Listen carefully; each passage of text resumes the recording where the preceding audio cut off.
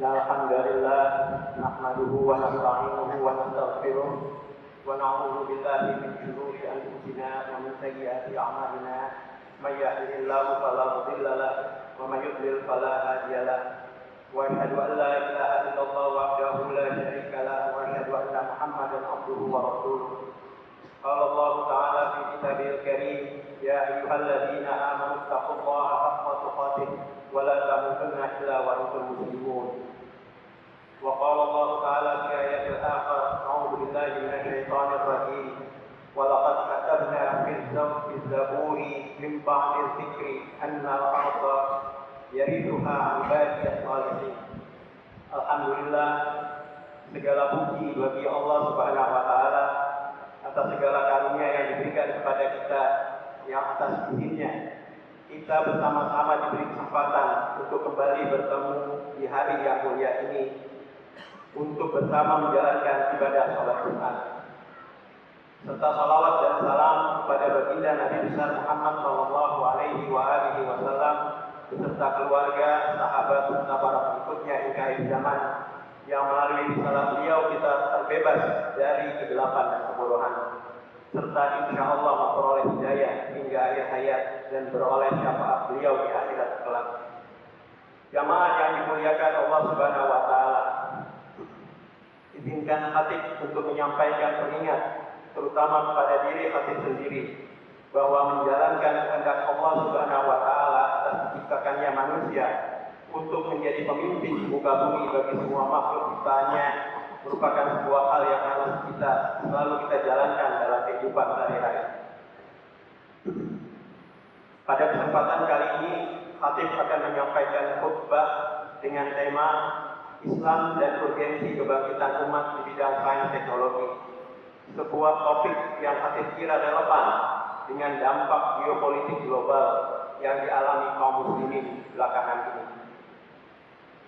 Sebagaimana yang khatib sampaikan berupa kutipan ayat ke-105 surah Al-Anbiya pada pembukaan khutbah ini yang terjemahannya berbunyi, dan sungguh telah kami tulis di dalam Zabur, sesudah kami tulis di dalam Lauhul Mahfuz, bahwa bumi ini diwariskan bagi hamba-hambaku yang saleh. Melalui ayat tersebut, Allah Subhanahu wa taala secara implisit menyiratkan bahwa Allah Subhanahu wa taala menghendaki agar orang-orang yang beriman, orang-orang yang saleh untuk aktif berupaya menjadi pemegang kuasa atau khalifah di atas bumi yang Allah ciptakan ini. Bagi khatib pribadi, ayat ini merupakan tantangan untuk dapat diwujudkan, mengingat fakta saat ini umat Islam praktis bukanlah pemegang mandat utama di bumi karena berbagai faktor.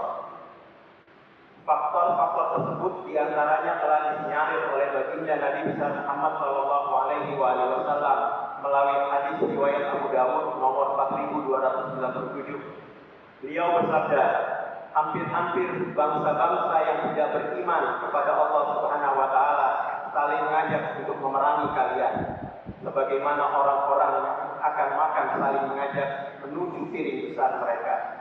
Seorang sahabat bertanya, apakah disebabkan dari sedikitnya kita pada hari itu? Beliau menjawab, tidak, bahkan pada hari itu kalian banyak, tetapi kalian buih seperti buih di lautan, dan Allah akan menghilangkan rasa gentar dari dada musuh terhadap kalian, dan Allah menimpakan wahan atau kelemahan di dalam hati kalian. Seorang sahabat bertanya, wahai Rasulullah, apakah wahan itu? Beliau sallallahu alaihi wasallam menjawab, cinta dunia dan takut menghadapi kematian. Dari hadis ini jelas bahwa cinta dunia dan takut menghadapi kematian adalah dua faktor utama yang menyebabkan kaum muslimin yang mengaku beriman berpotensi kehilangan kesempatan untuk menjadi khalifah Allah Subhanahu wa taala di bumi. Kembali menurut hemat khatib, hadis ini bukanlah sebuah alasan untuk pasrah dengan mengatakan bahwa memang kondisi saat ini sudah ditubuhkan akan terjadi dan inilah saatnya terjadi. Bagi khatib sebaliknya, hadis ini semestinya menjadi alasan kuat untuk aktif mengupayakan agar apa yang dibuatkan oleh baginda Nabi besar Muhammad sallallahu alaihi wasallam tidak terjadi di era kita saat ini. Mengapa khatib menafsirkannya bahwa yang dibuatkan tersebut mungkin belum saatnya dan mesti kita antisipasi tidak terjadi di era saat ini. Karena pada beberapa pekan belakangan ini kita menyaksikan bagaimana sebagian umat baginda Nabi besar Muhammad SAW yang amat terang benderang, tidak cinta dunia dan tidak takut mati, dapat bertahan dan mampu melawan penindasan kekuatan hegemonik dan demonik dunia saat ini. Mereka tidak sudi untuk diperlakukan seperti buih, dan mereka berpegang pada wasiat baginda Nabi SAW di khutbatul wada yang melarang orang beriman untuk menindas dan ditindas. Lalu apa rahasia mereka dapat terhindar dari kedua faktor yang baginda Nabi SAW sinyalin dapat menghindari kaum muslimin sehingga berkualitas buih, sehingga mereka mampu bertahan dan melawan penindasan tersebut. Mengutip pendapat pemikir besar Muslim kontemporer Malaysia kelahiran Bogor yang baru saja wafat, almarhum Profesor Diraja Said Muhammad Najib bin Ali bin Abdullah bin Muhsin Al-Attas menetiskan bahwa krisis terbesar kaum muslimin saat ini bukan semata-mata karena kemiskinan, bukan pula sekedar ketertinggalan sains teknologi, tetapi sesuatu yang lebih mendasar, yaitu loss of adab atau hilangnya adab. Adab bukan hanya sopan santun dalam arti sempit. Adab adalah kemampuan menempatkan sesuatu pada tempatnya yang tepat. Adab adalah kemampuan untuk mengenali mana yang benar dan mana yang salah, mana yang utama dan mana yang sekunder, mana yang harus didahulukan dan mana yang harus diakhirkan. Menurut beliau, ketika adab hilang, maka terjadi kekacauan dalam memahami dan memaknai ilmu yang diperoleh dari Allah Subhanahu wa Ta'ala. Hilangnya adab menyebabkan ilmu kehilangan tujuan. Ilmu tidak lagi mengantarkan manusia pada kebenaran dan pengenalan pada Allah Subhanahu wa Ta'ala, serta maksud dan tujuan dalam maksud dan tujuan yang menciptakan manusia, tetapi justru menjadi alat kepentingan kekuasaan, bahkan menjadi alat kerusakan, sebagaimana yang memang kita sedang saksikan saat ini. Jika kita hubungkan dengan tema khutbah kita hari ini, maka jelaslah bahwa kegagalan umat Islam dalam penguasaan ilmu utamanya bukan karena masalah kemampuan, tetapi lebih disebabkan karena masalah adab dalam memaknai ilmu itu sendiri. Pada surah Al-Alaq ayat 4 menyatakan bahwa Allah Subhanahu wa Ta'ala mengajarkan manusia dengan pena. Perubahan pena yang digunakan dalam redaksi ayat tersebut menyiratkan bahwa ilmu yang sejatinya merupakan milik Allah Subhanahu wa Ta'ala harus diperoleh lewat upaya pembacaan yang sistematis dan terstruktur. Sebuah upaya yang dalam kurun 1400 tahun belakangan ini telah terbukti mengantarkan manusia pada peradaban seperti sekarang ini. Kaum muslimin yang diperintahkan pula untuk menjadi rahmat bagi alam semesta melalui adab dan ilmu pernah membuktikan diri dalam sejarah mampu menjadi motor penggerak pertama kebangkitan sains modern jauh sebelum gerakan Renaissance dan Aufklärung di Eropa. Selepas masa kejayaan tersebut, adab pertama yang hilang dari kaum muslimin adalah ketika mendikotomikan antara ilmu dunia seperti ilmu-ilmu dasar, fisika, kimia, biologi, dan lainnya dengan ilmu akhirat yang berkaitan dengan agama, dengan seolah menganggap bahwa keduanya memiliki sumber yang berbeda. Ilmu akhirat dari Allah Subhanahu wa Ta'ala, sementara ilmu dunia diperoleh manusia lewat usahanya dan bukan berasal dari Allah Subhanahu wa Ta'ala. Ilmu dunia dipandang hanya bermanfaat untuk kepentingan duniawi semata, tanpa ada dampaknya pada keselamatan di akhirat. Sementara karena keinginan untuk selamat di akhirat, orang terkadang merupakan bahwa meraih ilmu dunia juga amat penting dan berkaitan pula dengan keselamatan di akhirat kelak. Kedua pemahaman ini pada gilirannya terlihat menimbulkan polarisasi di kalangan umat Islam. Ada yang memandang lebih utama meraih ilmu akhirat ketimbang ilmu dunia. Demikian juga ada segolongan lain yang berpandangan sebaliknya. Kelompok pertama cenderung tidak sesat, tetapi berpotensi tidak maju. Sementara kelompok kedua cenderung lebih maju, tapi berpotensi tersesat. Merujuk pada surah Al-Alaq ayat 4 dan 5, jelas bahwa ilmu apapun yang diperoleh manusia berasal dari Allah Subhanahu wa taala.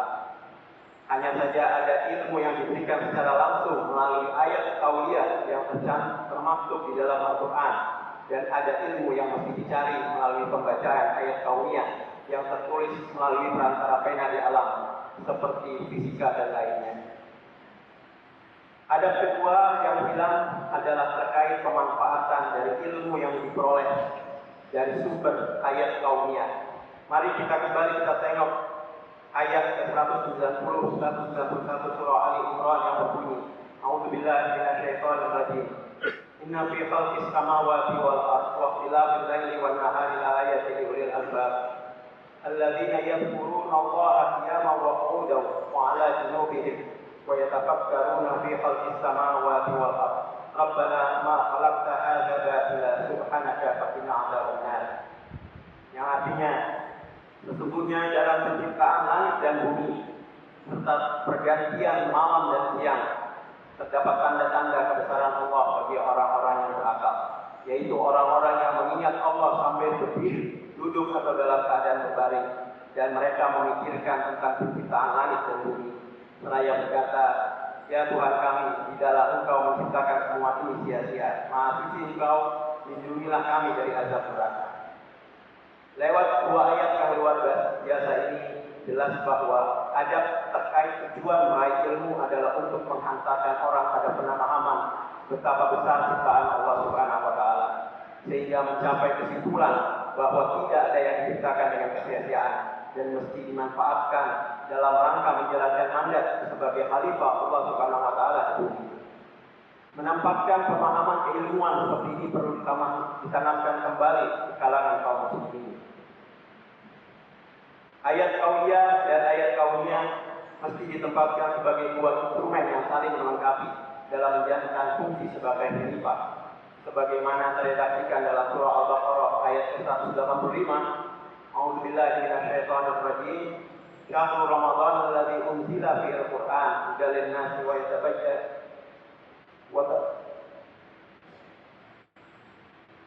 wa bayyinatin minal huda wal furqan. Yang artinya, bulan Ramadan adalah bulan yang di dalamnya diturunkan Al-Qur'an sebagai petunjuk atau huda bagi manusia, dan penjelasan-penjelasan mengenai petunjuk itu dan sebagai pembeda atau furqan. Dari ayat ini jelas dinyatakan bahwa fungsi utama dari ayat-ayat kauliyah di dalam Al-Quran tersebut adalah sebagai petunjuk dari gelap menuju terang dan sebagai pembeda antara yang hak dan yang batil. Ayat kauliyah merupakan kompas yang mencegah orang tersesat ke jalan yang salah. Di pihak lain, ayat-ayat kauniyah yang berserakan di alam semesta memiliki fungsi agar kaum muslimin dapat memiliki kemampuan untuk maju dengan memanfaatkan semua ciptaan Allah Subhanahu wa taala yang kesemuanya tidak sia-sia. Jamaah salat Jumat yang dirahmati Allah Subhanahu wa taala, kembali pada kondisi kaum muslimin belakangan ini, terutama jika dikaitkan dengan keadaan geopolitik yang tampak jelas tidak menguntungkan, sehingga kaum muslimin terlihat seperti buih yang mudah diombak-ambingkan oleh kekuatan-kekuatan global. Maka berdasarkan paparan hadis tadi, jelas bahwa problem hilangnya adab dalam memahami esensi ilmu dan pemanfaatannya merupakan dua aspek yang mesti segera dibenahi. Kita telah melihat bagaimana keteguhan dan konsistensi yang ditunjukkan oleh saudara-saudara kita di bumi Palestina. Hal tersebut patut diduga merupakan buah dari pemahaman ayat kauliyah yang sangat baik. Mereka mampu bertahan dari kezaliman dengan tingkat kesabaran yang luar biasa, dengan tetap meyakini bahwa Allah Subhanahu wa taala berada di pihak mereka. Di pihak lain, kita juga disuguhkan dengan perkasaan saudara-saudara kita di bumi Persia. Embargo 47 tahun oleh kekuatan global demonik tidak melemahkan mereka. Saat ini mereka juga menunjukkan kesabaran sebagaimana saudara-saudara mereka di bumi Palestina. Lebih dari itu, selama 47 tahun mereka juga dengan sungguh-sungguh menguasai ayat kauniyah yang sekarang terbukti membuat mereka bukan hanya bisa bertahan, tetapi mampu melawan kezaliman yang dipaksakan kepada mereka. Bagi khatib, kedua bangsa tersebut merupakan sinyal kuat bahwa kita umat Islam sejatinya belum sepenuhnya berada pada era buih, sebagaimana yang disinyalir oleh baginda Nabi Muhammad SAW melalui hadis riwayat Abu Dawud yang khatib sampaikan di awal tadi. Oleh karena itu, sikap dan upaya yang aktif memastikan bahwa kita tidak berada pada era tersebut mutlak untuk dilakukan. Berpegang teguh pada adab dalam memandang ayat kauniyah sebagai sarana untuk kemajuan melalui penguasaan sains teknologi dan ayat kauniyah sebagai instrumen yang bermanfaat untuk memandu kita dalam meraih kemajuan tampaknya menjadi sebuah keniscayaan. Lalu bagaimana dengan kita sebagai umat Islam yang merupakan bagian terbesar dari bangsa Indonesia? Pelajaran dari kedua bangsa tersebut tentunya patut kita teladani, yaitu dengan beradab yang benar terhadap ayat kauliyah dan kauniyah serta tidak mendikotomikannya. Berbeda dengan kedua bangsa tersebut yang ditakdirkan untuk tinggal di wilayah bumi Allah Subhanahu wa taala yang relatif miskin sumber biodiversitas meski kaya dengan energi fosil.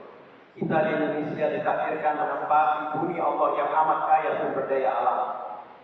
Semua anugerah terbaik Allah Subhanahu wa taala berikan kepada negeri kita, termasuk kekayaan kearifan kultural yang berpotensi memberikan sumbangan kepada dunia.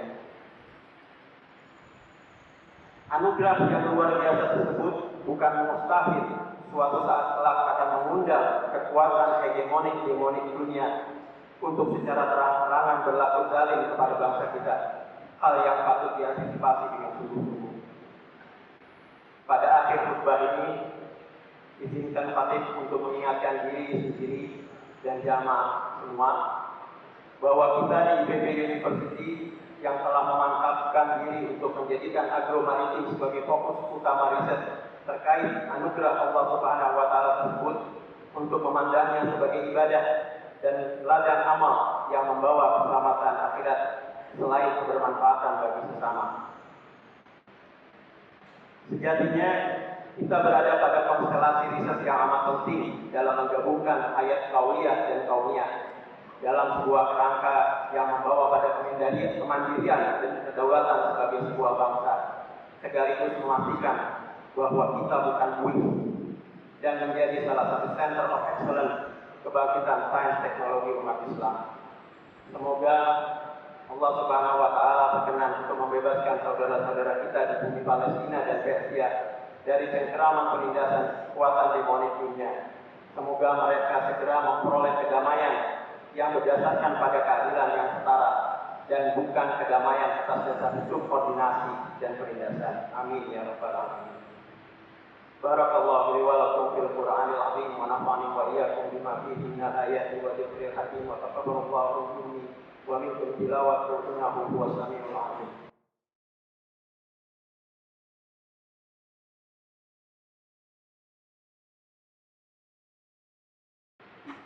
Alhamdulillahirabbil alamin wa bihi nasta'in ala umuri dunya wa din. Asyhadu an la ilaha illallah wahdahu la syarika lah wa asyhadu anna Muhammadan abduhu wa rasuluh. Allahumma shalli ala sayyidina Muhammad wa ala alihi wa ashabihi wa ajma'in wa man tabi'ahum bi ihsan ila yaumil din, amma ba'du. Fa ya ibadallah, usikum wa nafsi bi taqwallah faqad fazal muttaqun. Wa qala Allah ta'ala, inna Allaha wa malaikatahu yusholluna 'alan nabi ya ayyuhalladzina amanu shallu 'alaihi wa sallimu taslima.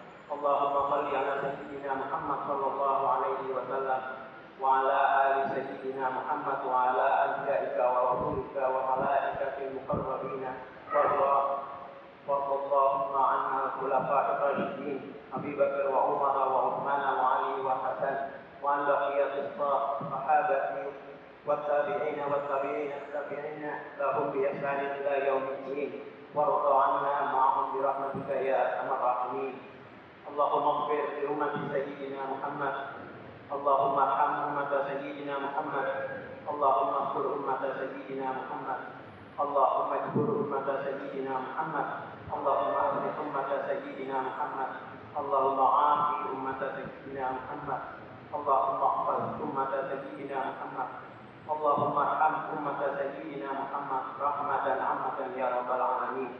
Allahumma ighfir li ummati sayyidina Muhammad maghfiratan ammatan ya rabbal alamin. Allahumma farij an ummati sayyidina Muhammad farjan ajilan ya rabbal alamin. ربنا آتنا في الدنيا حسنة وفي الآخرة حسنة وقنا عذاب النار. ربنا ظلمنا أنفسنا وإن لم تغفر لنا وترحمنا لنكونن من الخاسرين. عباد الله إن الله يأمر بالعدل والإحسان وإيتاء ذي القربى وينهى عن الفحشاء والمنكر والبغي يعظكم لعلكم تذكرون. واذكروا الله العظيم يذكركم واشكروه على نعمه يزدكم ولذكر الله أكبر. وأقيموا الصلاة.